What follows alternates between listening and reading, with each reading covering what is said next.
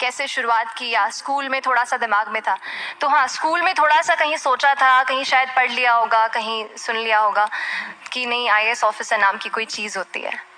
लेकिन तब ये भी नहीं पता था कि यार यूपीएससी नाम की कोई एग्ज़ाम है, सिविल सर्विस एग्ज़ाम है, उससे और भी पोस्ट में आप सिलेक्ट हो सकते हैं, ऐसा कुछ नॉलेज नहीं था। जब मैं अपने कॉलेज लेवल में आई, जब कॉलेज में एडमिशन लिया, मैंने भोपाल से ही प्राइवेट इंजीनियरिंग कॉलेज से केमिकल इंजीनियरिंग किया है।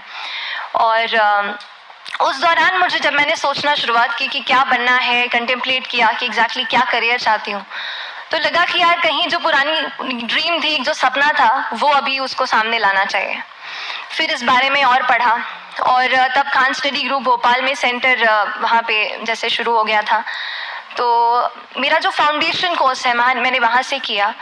और इस एग्ज़ाम के बारे में जो चीज़ें मुझे 1-2 साल में समझ में आई हैं, वो कुछ चीज़ें मैं आपसे शेयर करना चाहती हूँ।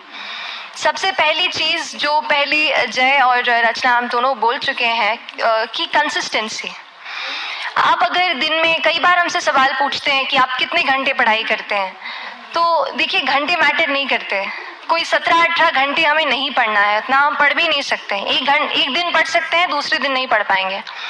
5 से 6 घंटे ही आपको देने हैं या उतने निकालने हैं, पर वो जो वक्त आप अपनी पढ़ाई को देते हो, वो कंसिस्टेंटली आपको रोज उतना ही अपने पढ़ाई को देना है।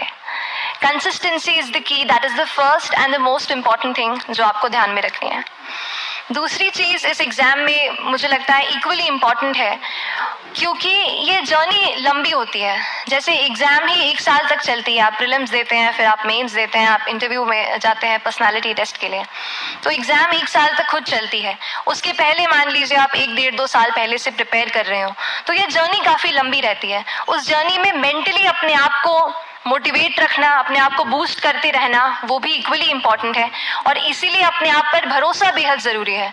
You need to have a faith in yourself कि अगर आपने इसमें कदम रखा है, अगर आपने सोचा है कि आप सिविल सर्विस एग्जाम देना चाहते हैं और देंगे, तो आपको ये ठान के उसमें जाना है कि हाँ मैं ये कर सकता या कर सकती हूँ।